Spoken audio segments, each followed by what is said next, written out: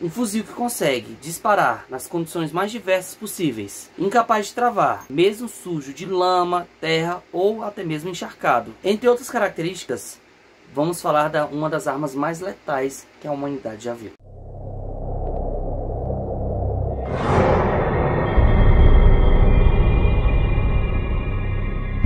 Humanos e humanas, sou o Igor Tomé do canal que já tomou o seu remédio. Bem-vindos a Quarto do Cão, é uma playlist dentro do canal e já sabem o procedimento. Inscreva-se, dá like, compartilha.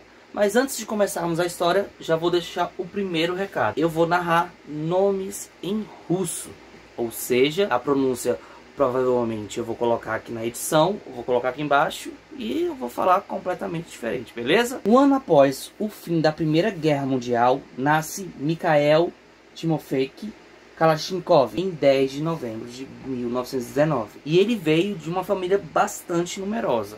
Para vocês terem uma ideia, ele era o 17º filho de uma família com 19 filhos. E ele era filho do casal de camponeses Alexandra e Timofei Kalashnikova. Nasceu em Kiria, na Rússia. E Mikhail, ele já era um ser humaninho assim. Ele foi se desenvolvendo junto com a sua família. E ele, entre suas peculiaridades, estava a curiosidade e o interesse por máquinas agrícolas, né? Afinal, ele era de uma família de camponeses. E nisso, ele foi vendo, foi crescendo, foi observando como é que esses maquinários funcionavam, como é que eles agiam, né? Toda aquela estrutura. Mas ele decidiu parar de estudar na 7ª série. Por conta também do que? Das condições financeiras, situações adversas. A sua família teve que mudar para outra região. Então assim, mas ele nunca deixou de estudar mecânica. Então ele continuou sendo uma pessoa. Uma das características importantes desse personagem de hoje é o autodidatismo. Ele sempre estava construindo, destruindo, reconstruindo. E nisso ele não parou, mesmo parando de estudar na 7ª série. Aliás, se você ver um dos grandes gênios, gente, gênios no sentido de você construir coisas, independente da forma como ela é usada. Tanto do lado benéfico, maléfico, é a forma como você usa, né? O Steve Jobs, ele nem terminou a faculdade. O Mark Zuckerberg também. São dois exemplos bem básicos para a gente continuar a nossa narrativa, tranquilo? E passado todo esse tempo, em 1938 ele entra para o Exército Vermelho da Rússia. O grande exército, essa polêmica toda. Porém, contudo, todavia, ele não é aprovado por conta da sua altura. Ele não é aprovado para o combate, mas sim para ficar na ponta de engenharia, de construção de reformas de máquinas, de construção de reparos. E isso não desanimou. E entre essas máquinas que ele mais ficava consertando eram os tanques de guerra. E nisso, novamente, ele foi observando como é que funcionava toda a estrutura, o maquinário. Mesmo ele não estando em front, né, no campo de fronte das guerras, da batalha, em 1941 ele sofre um atentado. E ele acaba ficando hospitalizado. E ele já tinha conquistado uma fama de ser, como eu falei agora há pouco, autodidata, um cara bem experiente na mecânica. E quando ele estava lá hospitalizado, se recuperando, o que acontece? Alguns amigos dele, ou os outros companheiros soldados, ficavam reclamando de um fuzil, o AK-46. Reclamam que estava emperrando, que dava vários problemas, ele não era um fuzil prático, ele não era eficiente. E não foi uma pessoa, foram vários soldados já sabendo da experiência do Mikhail. Olhando assim, a fama dele já foi crescendo, a fama dele já foi tornando-se relevante dentro dos soldados. Ele pegou mais ou menos aquele modelo do AK-46, resolveu fazer um rifle totalmente diferente, funcional e prático e eficiente. Presta atenção nessa palavra eficiente. E como foi? Pouco tempo depois, em 1947, ele cria a Mave Kalashnikova, ou seja, rifle automático Kalashnikova. Ele criou o famoso AK-47. E nisso, a partir da criação dessa arma, todo o globo terrestre mudaria. E ele foi aperfeiçoando essa criação dessa arma. E em 2 anos, a AK-47 tornou-se uma arma principal dentro do exército russo. Vocês já viram o tamanho da Rússia?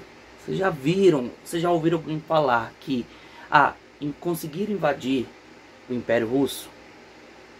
Acredito que não. Até onde eu sei, não. Então, nisso, ele tornou-se o AK-47 tornou-se uma arma padrão para todo o Exército Vermelho. Só que não parou por aí não. Agora eu vou falar do outro lado da moeda. E como tornou-se a arma principal no exército russo, ele também causou impacto em todo o globo. Antes de ir contextualizando, desde a sua criação, mais ou menos nos últimos 40, 50 anos, hoje estima-se que mais de 50 países já providenciaram, já usaram a AK-47. E entre o seu exército, em diversas formas, tanto do lado lícito ou ilícito, guerrilhas, guerras, tráficos, os países, por exemplo, que já usaram, já solicitaram a AK são Argélia, Angola, Camboja, Vietnã, são alguns dos exemplos. E a gente não pode esquecer, Brasil, um adendo aqui, humanos e humanas.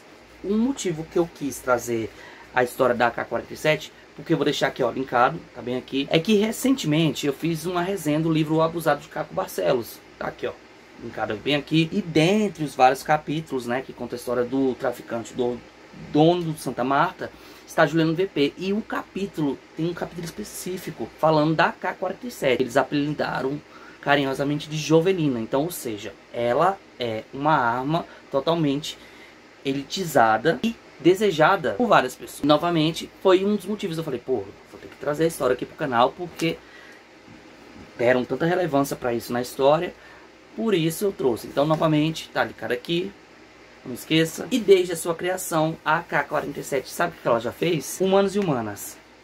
Ela já matou mais que a bomba de Hiroshima e Nagasaki, no Japão, na Segunda Guerra Mundial.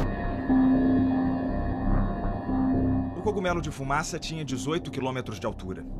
A explosão de Hiroshima matou em torno de 150 mil pessoas. A outra em Nagasaki, perto de 75 mil. As duas bombas atômicas fizeram menos vítimas do que a AK-47.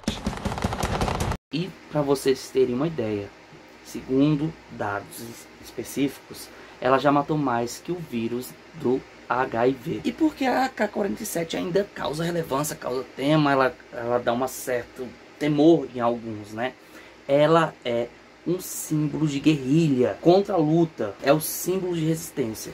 Como vocês vão estar vendo aí na imagem, quando o Osama Bin Laden aparece naquele vídeo, né? Aquele famoso vídeo anunciando que foi um dos terroristas que mandou derrubar as torres gêmeas do World Trade Center, ele aparece no vídeo segurando o quê? Ele segura a arma como símbolo ameaçador. Osama Bin Laden, inimigo público número 1 dos Estados Unidos, era o homem mais buscado em todo o mundo entre 1979 e 1980. E outra coisa interessante, esta arma foi criada dentro de um governo comunista. Não vou contextualizar, mas vocês já entenderam, já pegaram a ideia. Então imagina. E outra coisa tão importante no sentido para essa contracultura, por assim dizer, essa contra-guerrilha, essa galera anarquista, que a AK foi aparecer na bandeira de Moçambique. Novamente eu falo, um ícone eficaz, barato e preciso. Uma arma letal, que ela pode acabar dentro de uma vila rapidamente. Mas como é que ela tornou-se esse símbolo assim? Como é que ela teve uma expansão muito grande?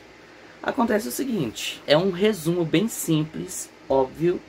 Se você vê esses conflitos de guerra, o que acontece? A União Soviética vendia para os países que sofriam embargos de outras nações. Ou seja, eles vendiam tranquilamente para essa galera. E outra coisa que fortaleceu o poder da AK-47. A União Soviética, ela permitiu que licenças para a fabricação dela em outros países, né? Como Bulgária, Hungria, China, entre outros. Você imagina, a China fabricando a AK-47. E até hoje, estima-se que mais de 90 milhões de unidades já foram fabricadas em todo o globo. Em 2021, vocês acham que eles usam a mesma arma de quase 70 anos atrás? Não. Obviamente que houve melhorias. De AK-47 foi para AKM, convertendo-se ou transformando-se na AK-74. E por aí vai. E para quem joga Free Fire, como eu, você vê vários modelinhos das evoluções, tanto um pouco superior à AK-47 até a Groza. Eis um exemplo aí. Humanos e humanas, agora eu te pergunto, e o criador? Ficou bilionário, ficou podre de rico, ganhou dinheiro para sustentar até a 29ª geração? Muito pelo contrário. Em 1971, Mikhail Kalashnikov, ele foi promovido honorificamente a coronel e depois a major-general. O resultado da sua criação foi que ele ganhou absolutamente nada. Simplesmente o governo, eu vou trazer futuramente, um livro sobre a história de Tetris, ainda vou comprar, mas a gente conversa sobre isso. O governo se apropriou da criação dele, da obra-prima dele, do seu invento, pagou absolutamente nada. Como é que ele vivia? Fora como aposentado como general, como coronel, ele patenteou várias coisas com o seu nome, entre eles uma marca de vodka, né? Rússia, vodka, entenderam? E outra coisa, ele virou um herói nacional. Criaram museus, tem estátuas em referência ao grande herói nacional.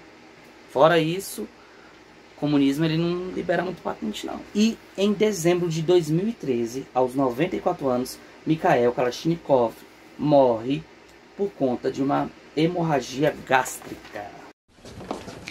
Morreu esta segunda-feira o inventor da famosa espingarda de assalto A447, o soviético Mikhail Kalashnikov, tinha 94 anos. Humanos e humanas, vocês sabiam dessa curiosidade?